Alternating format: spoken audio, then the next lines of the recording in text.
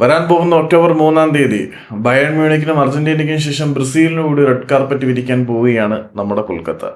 കൊൽക്കത്തയിലേക്ക് Brazilian national football team വരുന്നുണ്ട് എന്നുള്ള വാർത്ത വളരെ ആവേശത്തോടു കൂടിയാണ് എല്ലാവരും സ്വീകരിച്ചിരിക്കുന്നത്. അതിനകത്ത് ഏറ്റവും സർപ്രൈസിംഗ് ആയിട്ടുള്ള സാധനം, ബ്രസീലിന്റെ രണ്ടാം നിര ടീമിനെയോ മൂന്നാം നിര ടീമിനെയോ നാലാം നിര ടീമിനെയോ ഒന്നും അല്ല അവർ ഇന്ത്യൻ മണ്ണിലേക്ക് അയക്കുന്നത്. വേൾഡ് കപ്പ് കളിച്ച അതേ സ്കൂളിനെ തന്നെ ആയിരിക്കും ഇന്ത്യയിലേക്ക് അയക്കുന്നത്. നെയ്മർ ജൂനിയർ വിരമിച്ചതുകൊണ്ട് ആ ഒരു താരത്തിന്റെ സേവനം ഉണ്ടായിരിക്കില്ല. പകരം വിനീഷ്യസ് ജൂനിയറിനെയും എൻട്രിക്കിനെയും പോലെയുള്ള സൂപ്പർ താരങ്ങളുടെ ഒരു നിര തന്നെയാണ് കൊൽക്കത്തയുടെ മണ്ണിലേക്ക് പന്ത് തട്ടാൻ വരുന്നത്. സെപ്റ്റംബറിൽ ഓസ്ട്രേലിയക്കെതിരെ 2 സൗഹൃദ മത്സരങ്ങൾ കളിച്ചതിന് ശേഷമായിരിക്കും ഇന്ത്യയിലേക്ക് വരുന്നത്.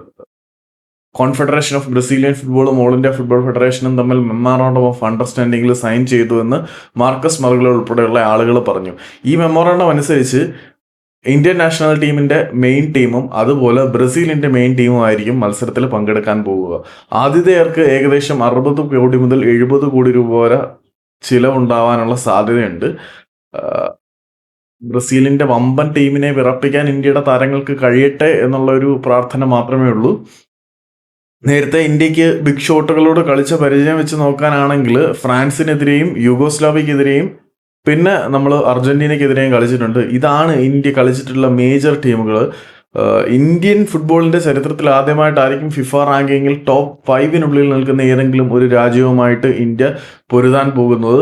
അപ്പം ബ്രസീലിനെതിരെ ഇന്ത്യയുടെ പെർഫോമൻസ് എങ്ങനെ ഉണ്ടായിരിക്കും എന്ന് നമുക്ക് കാത്തിരുന്ന് കാണാം.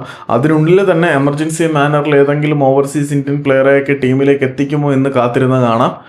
ലോകകപ്പിൽ ബ്രസീലിന് കിട്ടിയ പിന്തുണ വളരെ വലുതായിരുന്നു. സ്വന്തം മണ്ണിൽ ഇനി ബ്രസീലിയൻ ആരാധകർ ഇന്ത്യയെ പിന്തുണയ്ക്കുമോ ബ്രസീലിനെ പിന്തുണയ്ക്കുമോ എന്ന് കാത്തിരുന്ന് കാണാം. ഏതായാലും ഒക്ടോബർ 3 ഇന്ത്യൻ ഫുട്ബോളിനെ സംബന്ധിച്ചിടത്തോളം ഒരു ചരിത്ര ദിവസം തന്നെ ആയിരിക്കും എന്ന കാര്യത്തിൽ യാതൊരു സംശയമില്ല. എൻട്രിക്കിൻ്റെയും വിനീഷ്യസിൻ്റെയും ഒക്കെ ബ്രസീൽ, ഡോൺ കാർലോയുടെ ബ്രസീൽ ഇന്ത്യൻ മണ്ണിൽ ഖാലിദ് ജമീലിന്റെ പിള്ളേരോട് ഏറ്റുമുട്ടുമ്പോൾ സ്കോർ ലൈൻ എങ്ങനെ ആയിരിക്കും എന്ന് നിങ്ങൾ അങ്ങ് ഊഹിച്ചോളൂ, പ്രവചിച്ചോളൂ, കമന്റ് ബോക്സിൽ അറിയിച്ചോളൂ.